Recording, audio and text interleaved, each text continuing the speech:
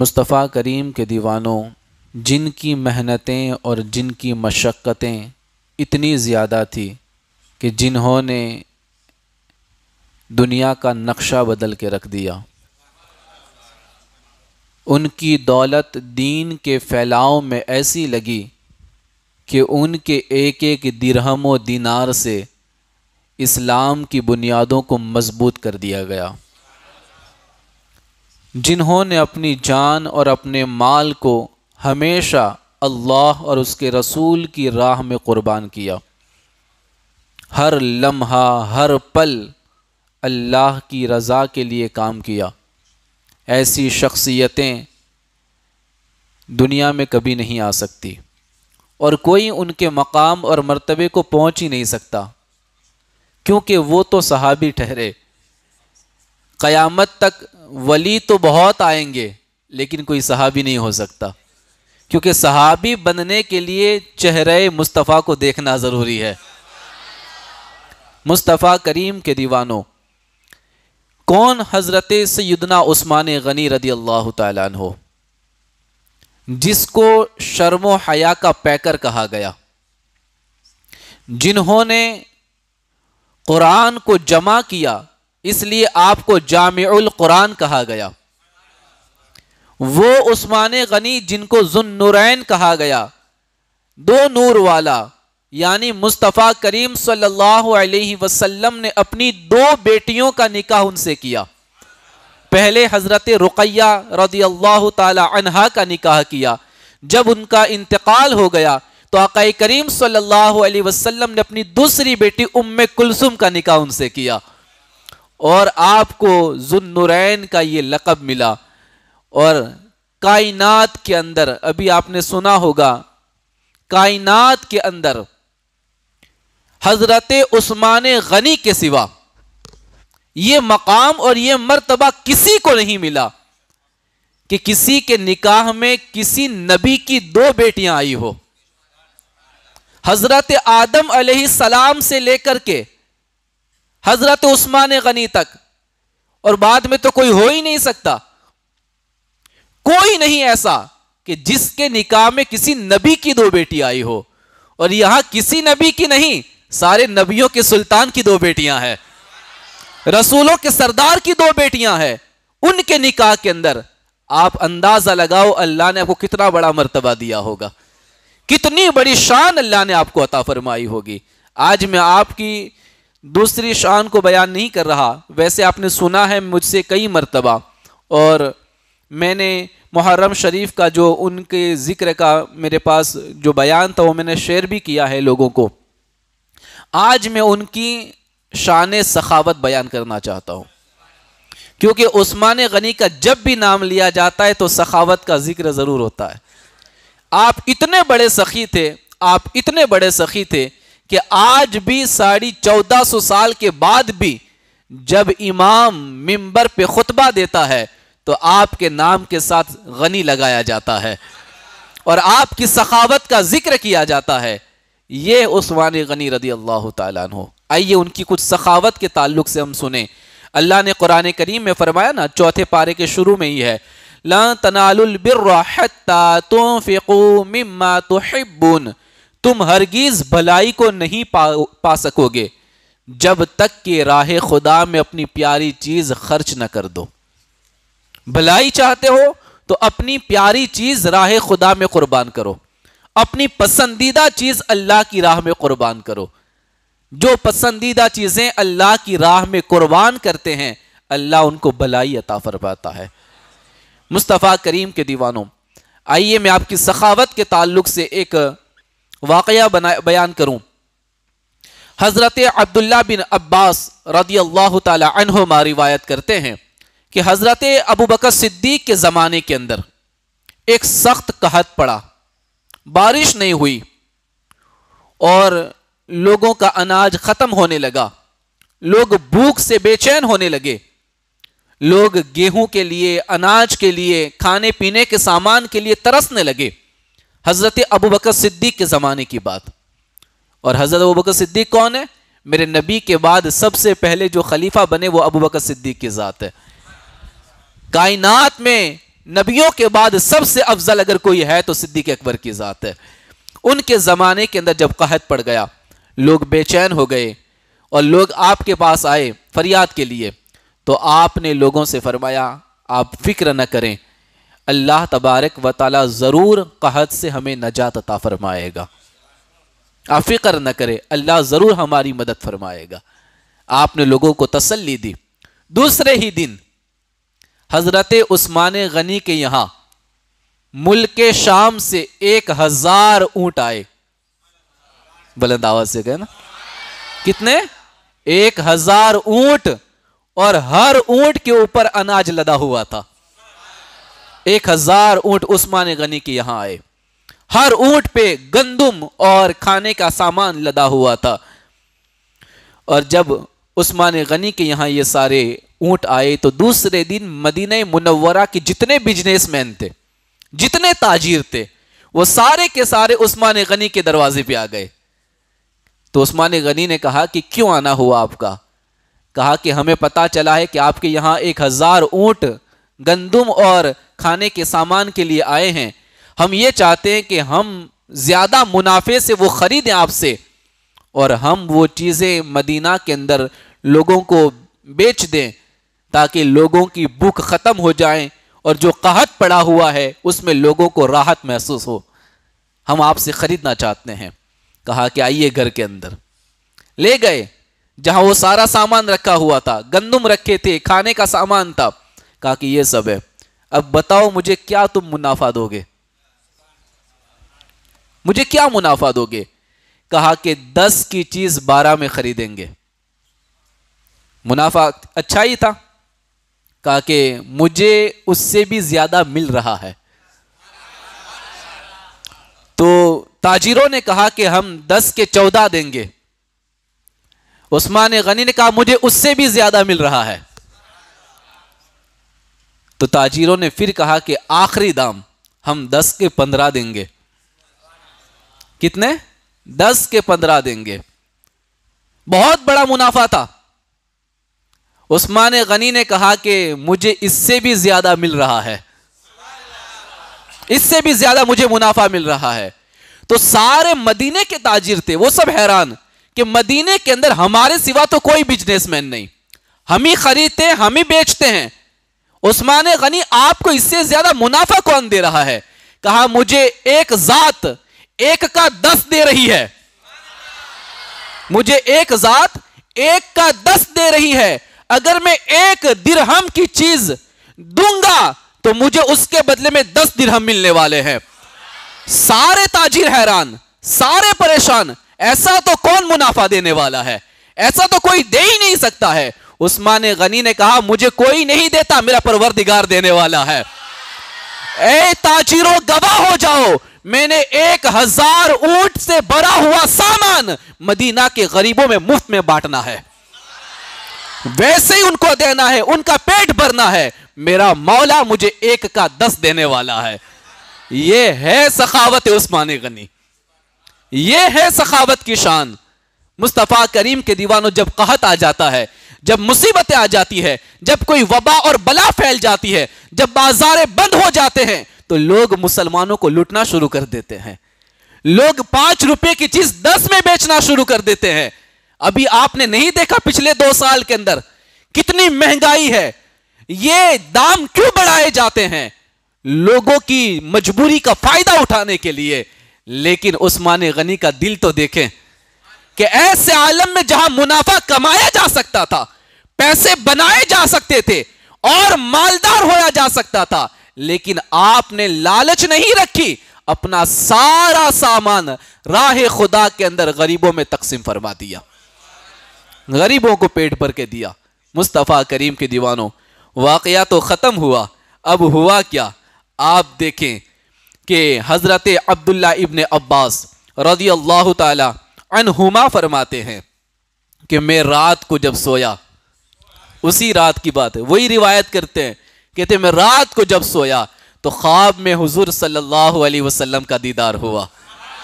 آقا کریم میرے خواب میں تشریف لائے، بدن پر نور کی چادر تھی، ہاتھ میں جو لاٹھی تھی وہ بھی نور کی تھی، پاؤں میں جو حضور نے نالین پہنے تھے اس کے تسمے بھی نورانی تھے۔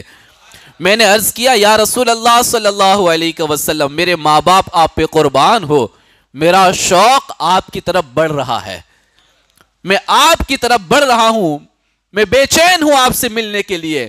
تو آقا کریم صلی اللہ علیہ وسلم نے فرمایا، اے عبداللہ ابن عباس، ابھی میں ذرا جلدی میں ہوں۔ بلند آواز سے کہیں نا یار، ابھی میں ذرا جلدی میں ہوں۔ میرے عثمان نے 1000 اونٹ جو خیرات کیے ہیں، گندم اور جو سامان صدقہ کیا ہے، اللہ نے عثمان کا یہ عمل قبول فرمایا ہے اور جنتی حور کے ساتھ اس کا نکاح فرما دیا ہے۔ مصطفیٰ کریم کے دیوانوں، آپ اندازہ لگائیں کہ عثمان غنی کی سخاوت کا عالم کیا تھا۔ آج ہم جب گناہوں میں خرچ کرنے بیٹھتے ہیں تو ہزاروں خرچ کر دیتے ہیں، لاکھوں خرچ کر دیتے ہیں، اس کا کوئی حساب نہیں ہوتا، اور جب نیکی کی راہ میں خرچ کی باری آتی ہے نا تو پھر ہمیں بے چینی ہوتی ہے، جھجک سی محسوس ہوتی ہے، اتنے پیسے میرے خرچ ہو جائیں گے۔ آپ دیکھیں نا، شادیوں کے اندر 12 لاکھ 15 لاکھ 20 لاکھ روپیہ خرچہ ہوتا ہے، کیا نہیں ہوتا، اور جب دین کے معاملے میں خرچ کی باری آئے تو ہم 50 100 بلکہ 300 400 پورے سال کے بھی دینے آئے تو ہمارا جی کتراتا ہے۔ کئی لوگ ایسے ہوں گے ہمارے یہاں جو پورے سال کا جو بنتا ہے نا 600 روپیہ وہ بھی جمع نہیں کر پاتے، کیا نہیں ان کے پاس، روزانہ مستی سے کھاتے ہیں، آرام سے کپڑے پہنتے ہیں، ساری سہولتیں ان کے پاس ہے، سواری کے سامان ان کے پاس ہے، لیکن جب راہ خدا میں دینے کی باری آتی ہے تو پھر کتراتے ہیں وہ لوگ۔ پھر ایسے لوگوں پر اللہ تبارک و تعالی ناراضگی کا اظہار فرماتا ہے، ان پہ وبائیں آتی ہیں، ان پہ بلائیں نازل ہوتی ہے، وہ طرح طرح کی مصیبتوں میں گرفتار ہوتے ہیں۔ مصطفیٰ کریم کے دیوانوں، یاد رکھیں، فرعون کے پاس بھی دولت تھی، نمرود کے پاس بھی دولت تھی، قارون اور شداد کے پاس بھی دولت تھی، لیکن کسی کا بھی ذکر اس اعتبار سے نہیں کیا جاتا، لیکن جس کے پاس دولت تھی، لیکن ایسی دولت جو ہر وقت اپنے رب کے لیے قربان کرنا چاہتا تھا۔ آج ہر جمعہ کے اندر ایک امام منبر پر کھڑا رہ کر کے عثمان غنی کا ذکر کرتا نظر آتا ہے۔ تو اگر دولت دی ہے خدا نے تو اس دولت کو راہ خدا میں لٹاؤ، اسے اللہ کی راہ میں خیرات کرو، لوگوں کی مدد کرو۔ یقین جانو، نام ہمارا باقی تبھی رہے گا جب ہم اپنے دین کے لیے کچھ کرنا چاہیں گے، اپنے رب کو راضی کرنا چاہیں گے۔ مصطفیٰ کریم کے دیوانوں، یہ ہے حضرت سیدنا عثمان غنی رضی اللہ تعالیٰ عنہ کی سخاوت۔ دیکھیں دوسری بات، آقا کریم صلی اللہ علیہ وسلم کے زمانے کا یہ واقعہ ہے کہ جب مکہ مکرمہ سے ہجرت کر کے جب صحابہ کرام مدینہ طیبہ آئے تو حضرت ابو ہریرہ روایت کرتے ہیں کہ جب آقا کریم صلی اللہ علیہ وسلم مدینہ منورہ تشریف لے گئے تو مدینہ طیبہ میں بیر روما کے علاوہ اور کسی کنویں کا پانی میٹھا نہیں تھا۔ ایک ہی کنواں تھا مدینہ میں جس کا پانی میٹھا تھا، باقی سارے کنووں کے پانی کھارے تھے، اور وہ ایک کنواں جو تھا وہ بھی مسلمانوں کا نہیں تھا، اس کنویں کا مالک بھی یہودی تھا۔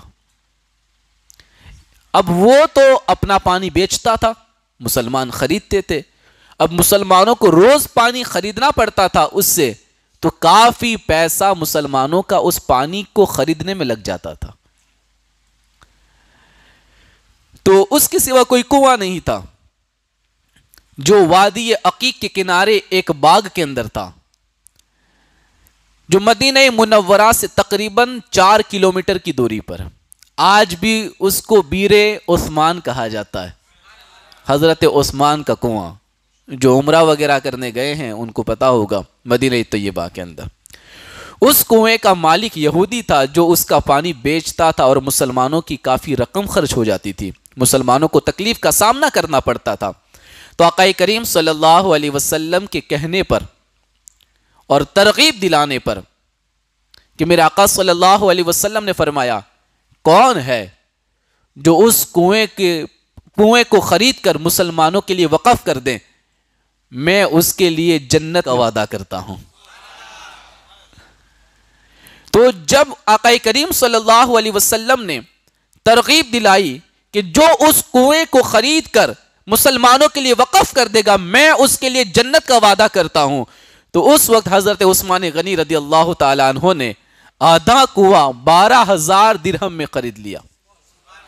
آدھے کا مطلب کیا ہے؟ ایک دن مسلمان پانی لے جائیں گے اور ایک دن یہودی پانی لے گا جس کا کنواں ہے. آدھا خرید لیا، آدھا باقی رکھا، تو مسلمانوں پر وقف کر دیا. آدھا خرید کر کہا کہ ایک دن آپ پانی پیو گے، ایک دن یہودی لے گا.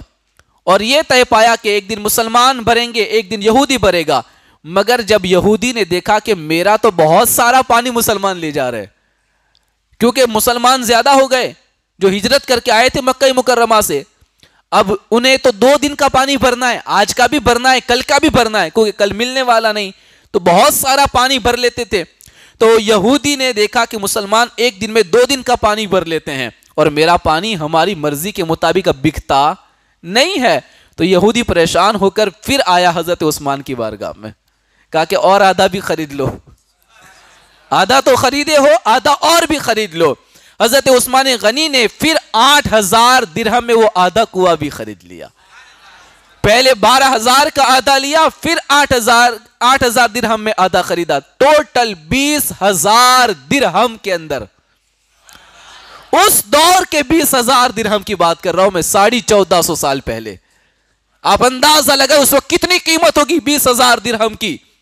عثمان غنی نے 20,000 درہم میں وہ کنواں خریدا اور خرید کر صرف مسلمانوں کے لیے وقف کر دیا. بس مسلمان اس سے پانی پیتے رہیں گے، مسلمان اس سے پانی پیئیں گے اور پانی کا استعمال کریں گے. مصطفیٰ کریم کے دیوانوں، اس کنویں کو آج بھی تاریخ میں بیر عثمان کے نام سے جانا جاتا ہے.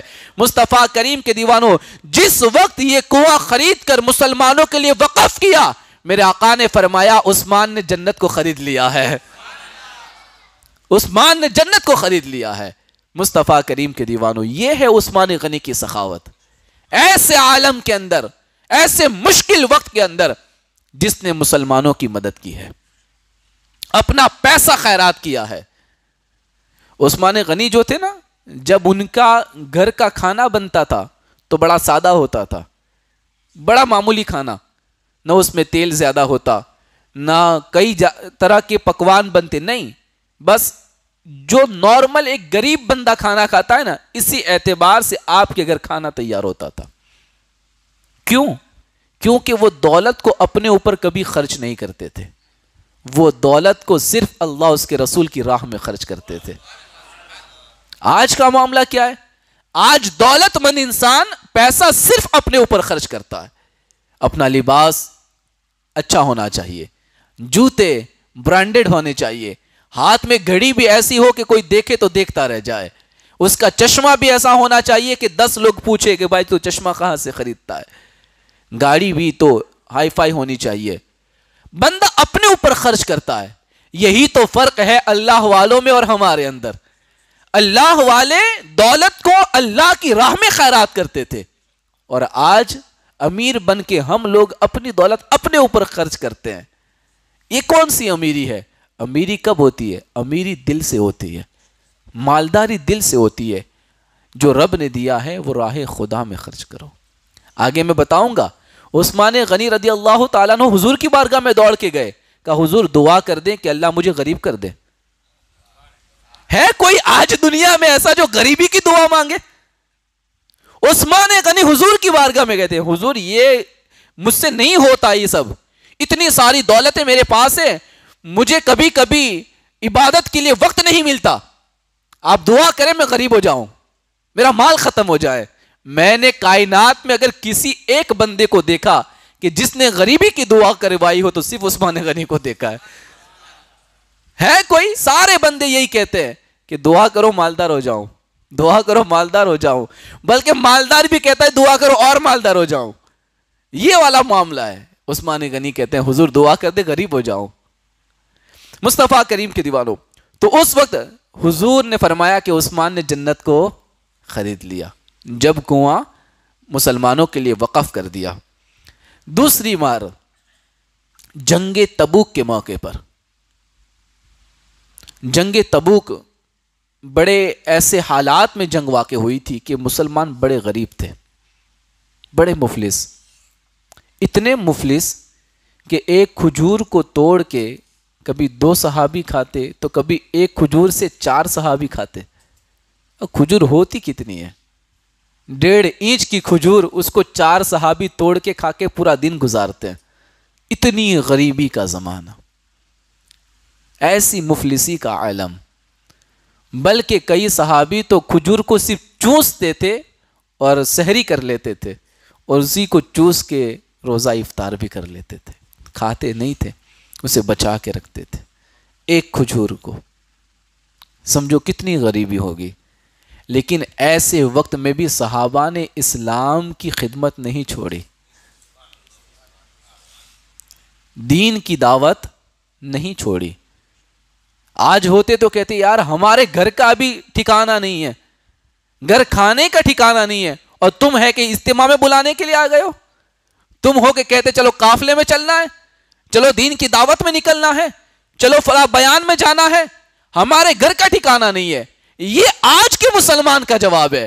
وہ صحابی تھے جو کھجور کے 4 ٹکڑے کر کے کھا لیتے تھے، لیکن اللہ کی راہ میں اپنی جان قربان کرنے کے لیے چلے جاتے تھے.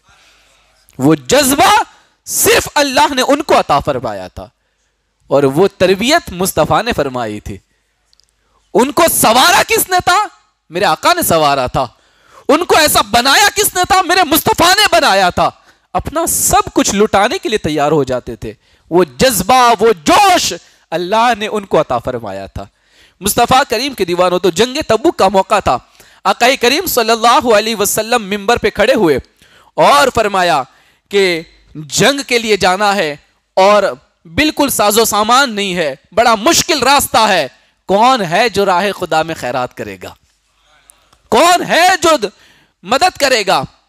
تو اس وقت حضرت عبد الرحمن بن خباب رضی اللہ تعالیٰ عنہ فرماتے ہیں کہ آقا کریم صلی اللہ علیہ وسلم نے جب لوگوں کو جوش دلانا شروع کیا تو اس وقت عثمان غنی کھڑے ہوئے اور کہتے یا رسول اللہ صلی اللہ علیہ وسلم، میں 100 اونٹ ساز و سامان کے ساتھ اللہ کی راہ میں دے رہا ہوں. 100 اونٹ اور اس پر سامان لدا ہوا اللہ کی راہ میں دے رہا ہوں. پھر آقا کریم صلی اللہ علیہ وسلم نے پھر کہا ہے کوئی اور جو راہ خدا میں خیرات کرے. حضور نے پھر جوش دلایا تو پھر عثمان غنی کھڑے ہوئے، کہا حضور 200 اونٹ سامان کے ساتھ دے رہا ہوں. پھر آقا کریم صلی اللہ علیہ وسلم نے جوش دلایا، پھر لوگوں کو کہا ہے کوئی جو خیرات کرے اللہ کی راہ کے اندر. بڑا مفلسی کا دور تھا نا، صحابی غریب تھے اس دور میں، سامان نہیں تو ان کے پاس کھانے پینے کی چیزیں نہیں تھی. بلکہ اگر صبح سے لے کر شام تک مزدوری کرتے اور تھوڑی سی کھجور آتی مزدوری کے اندر تو آدھی کھجور بچوں کے لیے رکھتے اور آدھی کھجور مصطفیٰ کے قدموں میں لا کے رکھ دیا کرتے تھے. ایسا دور تھا وہ. حضور نے پھر کہا، عثمان غنی کھڑے ہوئے، حضور 300 اونٹ ساز و سامان کے ساتھ میں راہ خدا میں عطا کر رہا ہوں. مصطفیٰ کریم کے دیوانوں دیے. یہ ہوتا ہے نا کبھی مسجد میں جب جوش دلایا جائے تو کھڑا ہوتا ہے میں 1000 دے رہا ہوں، میں 500 دے رہا ہوں، میں 2000 دے رہا ہوں. کبھی کسی کی ٹکر میں لوگ چلتے ہیں تو کہتے ہیں میں 10,000 دے رہا ہوں، میں 20,000 دیتا ہوں. بولنے کو تو بول دیتے ہیں اور جب پھر دینے کی باری آتی ہے یار مولانا ابھی تو ہے نہیں ہے. تو یہ نہیں کہ دکھانے کے لیے نہیں. عثمان غنی کا معاملہ کیا تھا؟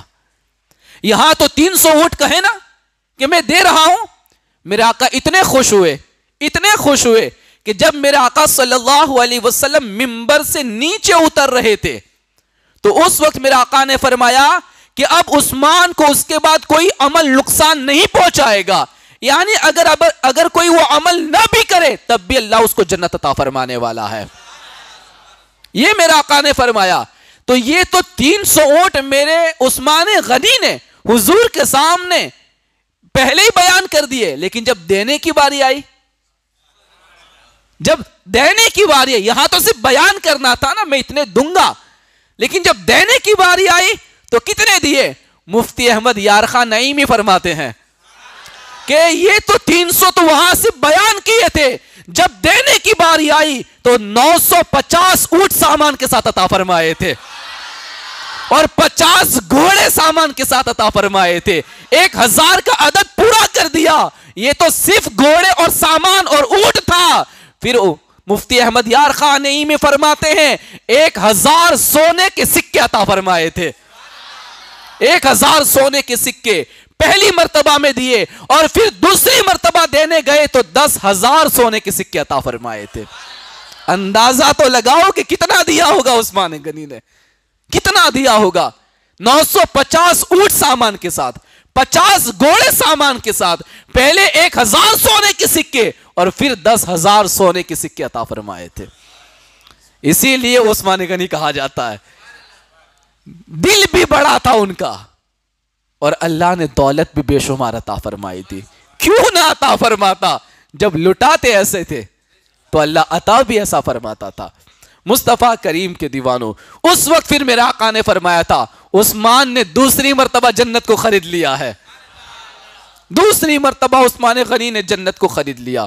مصطفیٰ کریم کے دیوانوں, اندازہ تو لگاؤ, یہ ہے سخاوت کا جذبہ. آج مسلمانوں میں جذبہ ماند پڑ رہا ہے, پھیکا پڑ رہا ہے. ابھی تو اپنی ہی ضروریات پوری نہیں ہو رہی ہے, اپنے ہی شوق پورے نہیں ہو رہے. ضرورت تو سب کی پوری ہو جاتی ہے, شوق ہی پورے نہیں ہوتے. ہمارا یہ شوق باقی ہے, ابھی وہ شوق پورا کرنا ہے. ابھی بچوں کا یہ شوق ہے, بیوی کا یہ شوق ہے. سب کے شوق پورے کروانے میں قبر تک پہنچ جاتے ہیں, اور راہ خدا میں دینے کا وہ دل ابھی تک بنتا نہیں ہے. مصطفیٰ کریم کے دیوانوں, عثمان غنی کی سخاوت کے تعلق سے آئیے میں آپ کو بتاؤں. علامہ اسماعیل حقی علیہ رحمہ تفسیر روح البیان میں فرماتے ہیں کہ مدینہ طیبہ میں ایک منافق کی جگہ میں ایک درخت تھا.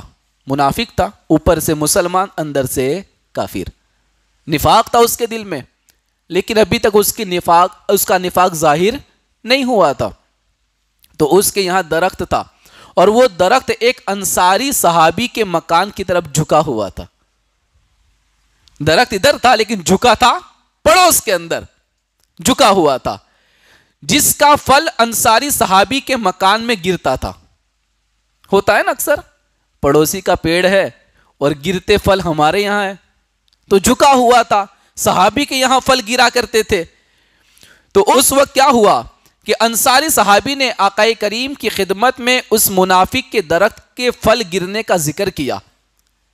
کہا کہ حضور اس کے پھل میرے یہاں گرتے رہتے ہیں, اور میں نہیں چاہتا کہ میرے بچے اٹھا کے کھا لے. یہ ایمان, یہ تقوی, یہ پرہیزگاری ہمارے یہاں تو توڑ کے کھاتے ہیں. وہاں تو گر جاتے تھے پھل پڑوس کے, کہتے مجھے اچھا نہیں لگتا کہ میرے بیٹے وہ اٹھا کے کھا لیں. وہ جلدی صبح اٹھتے تھے فجر میں, اور سارے پھل اکٹھا کر کے بازوں میں ڈال دیتے تھے تاکہ میرا بیٹا نہ کھا لے, میرے چھوٹے بچے وہ پھل نہ کھا لے.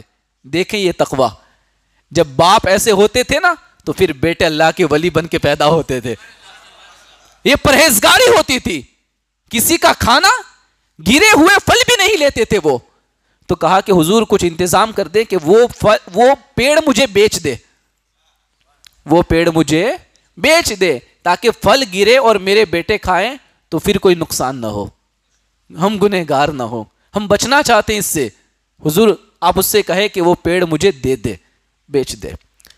تو اس وقت اس کا نفاق ظاہر نہیں تھا, تو آقا کریم نے اس کو بلایا اور کہا کہ تم اپنا درخت انصاری صحابی کے ہاتھ بیچ دو, جو رقم دے وہ لے لو, تو اس کے بدلے میں میں تمہیں جنت کا درخت دوں گا.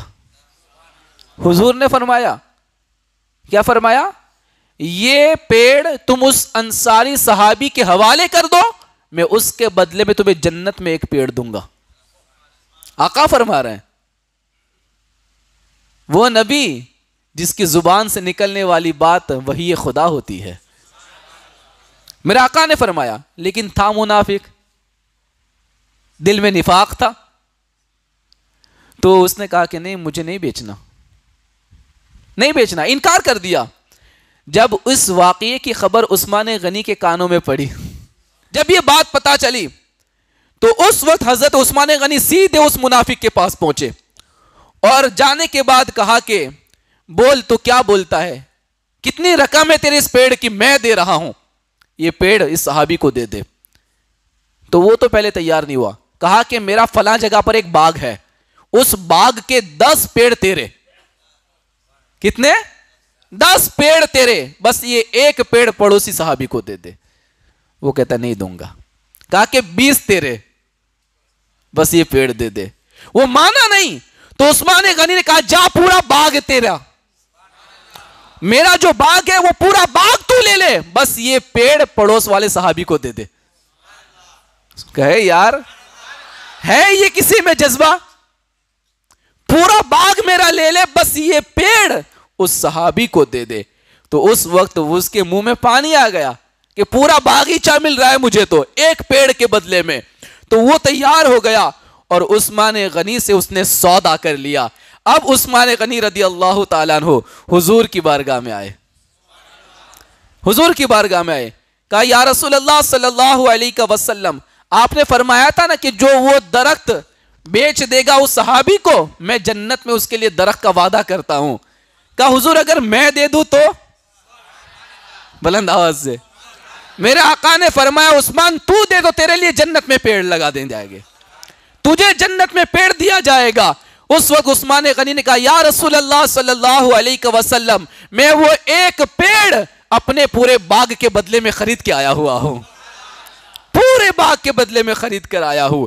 اس پر عثمان غنی کی تعریف کے اندر اللہ نے قرآن میں آیت کریمہ نازل فرما دی.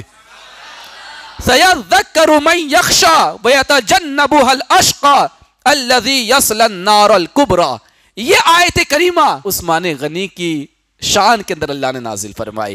یعنی ان قریب نصیحت مانے گا جو ڈرتا ہے، اور اس سے وہ بڑا بدبخت دور رہے گا جو سب سے بڑی آگ میں جائے گا. تو اس آیت کریمہ کا پہلا جز عثمان غنی کی شان بیان کر رہا ہے، اور دوسرا جز اس منافق کی مذمت بیان کر رہا ہے. آپ اندازہ تو لگاؤ، ایک پیڑ کے لیے پورا باغ راہ خدا میں خیرات کر دیا. اس کو کہتے سخاوت. یہ عثمان غنی رضی اللہ تعالی انہوں نے اس طریقے سے سخاوت فرمائی ہے. مصطفیٰ کریم کے دیوانوں، اب دیکھیں آخری بات بیان کر دوں کہ آقا کریم صلی اللہ علیہ وسلم نے فرمایا، حضرت طلحہ ابن عبداللہ سے روایت ہے، نبی پاک نے فرمایا لِكُلِّ نَبِيٍّ رَفِيقٌ وَرَفِيقِ یعنی فی الجنت عثمان. یعنی ہر نبی کا کوئی نہ کوئی ساتھی ہوتا ہے، اور میرے ساتھی یعنی جنت میں میرا ساتھی عثمان ہے. آقا فرماتے ہر نبی کا کوئی ساتھی ہوتا ہے اور میرا ساتھی عثمان ہے. اب جس کو جنت میں حضور کا ساتھ ملے، سمجھو اس کی شان کتنی بلند و بالا ہوگی. اور دیکھیں آج بہت سارے لوگ ایسے ہیں جو حضرت عثمان غنی سے بغض رکھتے ہیں، بغض رکھتے ہیں. ان کے لیے یہ حدیث ہے، سنیں وہ لوگ. حضرت جابر رضی اللہ تعالیٰ عنہ سے روایت ہے، ہمارے مالک و مختار نبی صلی اللہ علیہ وسلم کی خدمت میں ایک جنازہ لایا گیا. کسی کا انتقال ہو گیا، اس کا جنازہ حضور کے پاس لایا گیا، اور آقا کریم صلی اللہ علیہ وسلم سے کہا گیا کہ حضور آپ اس کی نماز جنازہ پڑھا دیں. تو آقا کریم صلی اللہ علیہ وسلم نے اس کی نماز جنازہ پڑھانے سے انکار کر دیا. میں اس کی نماز جنازہ نہیں پڑھاؤں گا. تو صحابہ کرام نے عرض کیا ما رأیناک ترکت الصلاۃ علی احد قبل ھذا. یا رسول اللہ صلی اللہ علیہ وسلم، ہم نے اس سے پہلے آپ کو کبھی نماز جنازہ چھوڑتے ہوئے نہیں دیکھا. یہ پہلا جنازہ ایسا ہے کہ آپ نے اس کو پڑھانے سے انکار کیا ہے. آپ نے کبھی ایسا نہیں کیا. کیا وجہ ہے حضور صلی اللہ علیہ وسلم؟ تو آقا کریم صلی اللہ علیہ وسلم نے فرمایا، سنیں، ترمذی شریف کی حدیث ہے، یہ جلد 2 صفحہ نمبر 212. آقا کریم نے فرمایا انہو کان یبغض عثمان، بے شک یہ وہ بدبخت ہے جو میرے عثمان سے بغض رکھا کرتا تھا، میرے عثمان سے دشمنی رکھا کرتا تھا، اس لیے میں اس کی نماز جنازہ نہیں پڑھاؤں گا. تو جس نبی کے سامنے جنازہ موجود تھا لیکن مرنے والا عثمان غنی سے نفرت کرتا تھا، تو میرے نبی نے اس کی نماز جنازہ نہیں پڑھائی، وہ کیا منہ لے کے قیامت کو آئے گا میرے نبی کے سامنے؟ کیا شفاعت کی امید لے کے آئے گا میرے نبی کے سامنے؟ جو عثمان غنی سے بغض رکھتا ہے، میرے آقا قیامت کے دن اس کی شفاعت بھی نہیں فرمانے والے ہیں. وہ امید ہی نہ رکھے حضور صلی اللہ علیہ وسلم سے، کیونکہ یہ تو داماد مصطفیٰ ہے نا. جو نبی کے داماد سے بغض رکھے اور وہ بھی 2 مرتبہ داماد بننے والے، ان سے بغض رکھے، تو پھر کب ان کی حضور سننے والے ہیں؟ کب وہ حضور سے امید کر سکتے ہیں؟ ظاہر سی بات ہے، تمہارے داماد کو اگر میں برا بھلا کہوں، تمہارے داماد کو اگر میں برا بھلا کہوں کہ تمہارا داماد تو ایسا ہے، تو تم مجھ سے دشمنی رکھو گے کہ نہیں؟ دور ہو جاؤ گے کہ نہیں؟ کیونکہ میں نے تمہارے داماد کی برائی بیان کی ہے۔ تو جب تم اتنے غیرت والے ہو کہ تمہارے داماد کی برائی کرو تو تمہیں برا لگ جائے، یہ تو داماد بھی ہے تو تاجدار کائنات کے ہے، یہ تو حضور کے داماد ہے۔ اگر تم ان کی سے بغض رکھو گے تو یقین جانو قیامت کے دن تمہیں منہ کی کھانی پڑے گی۔ مصطفیٰ کریم کے دیوانوں، پیارے آقا صلی اللہ علیہ وسلم کے پیارے دیوانوں، میرے آقا نے فرمایا کہ جب عثمان شہید ہوں گے تو آسمانوں کے فرشتے ان کی نماز جنازہ میں شریک ہوں گے، اور قیامت کے دن میرا عثمان 70,000 ایسے گنہگاروں کی بخشش کروائے گا جن پر جہنم واجب ہو چکی ہوگی، یعنی جن کے لیے جہنم میں جانا لازمی تھا، ایسے 70,000 کو میرا عثمان تنہا جنت میں داخل کر دے گا۔ یہ عثمان غنی کی شان ہے۔ اب آخری بات یہ ہے کہ حضرت امیر خسرو، یہ راحت المحبین جو آپ کے پیر و مرشد نظام الدین اولیاء کی ہے، جو نظام الدین اولیاء کے ملفوظات ہیں نا، یہ راحت المحبین کتاب ہے جس کو لکھا امیر خسرو نے۔ تو فرماتے ہیں کہ میرے مرشد محبوب الہی حضرت نظام الدین اولیاء فرماتے ہیں کہ عثمان غنی رضی اللہ تعالیٰ عنہ صحابہ کرام علیہم الرضوان میں سب سے زیادہ مال و دولت والے تھے، اور آپ بے حساب مال اور دولت اللہ کے نبی کی بارگاہ میں خیرات کر دیا کرتے تھے اور اللہ کی راہ میں لٹا دیا کرتے تھے۔ چنانچہ حدیث شریف میں آتا ہے کہ ایک مرتبہ عثمان غنی نے اپنے نبی پاک صلی اللہ علیہ وسلم کی بارگاہ میں عرض کیا، یا رسول اللہ صلی اللہ علیہ وسلم، مال اور دولت سے میں تنگ آ گیا ہوں۔ یہ کون کہہ رہا ہے؟ نظام الدین اولیاء۔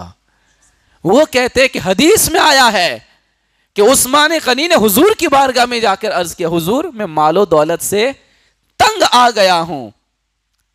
پہلا بندہ دنیا کا ایسا جو مال و دولت سے تنگ آ گئے ہیں، مال و دولت سے تنگ آ گیا ہوں، آپ دعا فرما دیں کہ میرے مال و دولت میں کمی ہو جائے، میں غریب ہو جاؤں، کیونکہ مال و دولت کی کثرت کی وجہ سے اللہ کی عبادت میں خلل آ جاتا ہے، میں دل کھول کے عبادت نہیں کر سکتا۔ ظاہر سی بات ہے، دولت زیادہ ہوگی تو لوگ آئیں گے مانگنے زیادہ، اس کی حفاظت بھی کرنی ہے، اس کو ٹھکانے بھی لگانا ہے، حساب و کتاب بھی کرنا ہے، اتنا آیا اتنا گیا، تو اس میں جو ٹائم لگتا ہے نا، میں یہ چاہتا ہوں کہ میں اس وقت کو بھی اللہ کی عبادت پہ گزاروں۔ خلل واقع ہوتا ہے۔ آقا کریم نے دعا کرنے کا ارادہ فرمایا، ہاتھ اٹھا لیے، دعا کا ارادہ کر لیا، ہاتھ اٹھا لیے، جبریل امی حاضر ہو گئے۔ بلند آواز سے کہنا، اللہ نے جبریل امی کو بھیجا، سدرہ کے مکی کو بھیجا، اور فرشتے کو بھیج کر کہا کہ جاؤ میرے محبوب سے کہہ دو کہ اللہ کا فرمان ہے کہ اے محبوب، عثمان کے مال و دولت کی کمی کی دعا نہ کرنا، کیونکہ عثمان غنی ہماری راہ میں مال و دولت بے حساب لٹاتا ہے، بے حساب لٹاتا ہے، اور ہم عثمان غنی کے مال و دولت کو کم نہیں کرنے والے، کیونکہ وہ جتنا دے گا ہم اس سے زیادہ عطا فرمانے والے ہیں۔ مصطفیٰ کریم کے دیوانوں، یہاں تو کمی کے لیے بھی ہاتھ اٹھنے ہی والے تھے، لیکن اللہ نے کہا محبوب نہیں، عثمان کا مال کم نہیں ہوگا، اس کا مال اور بڑھے گا، وہ جتنا لٹاتا ہے ہم اسے اتنا عطا فرمانے والے ہیں۔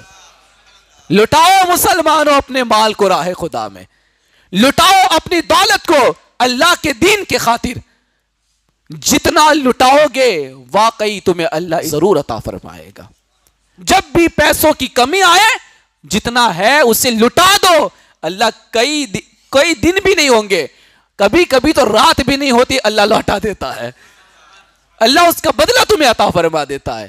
ایمان مضبوط ہونا چاہیے، بھروسہ ہونا چاہیے خدا کی ذات پر، جتنا دو گے اللہ تمہیں اس سے کئی گنا زیادہ عطا فرمائے گا۔ یہ ہے عثمان غنی کی سخاوت۔ اللہ تبارک و تعالی ہمیں بھی ان کے صدقے میں سخاوت کی توفیق عطا فرمائے۔ وآخر دعوانا ان الحمد للہ رب العالمین۔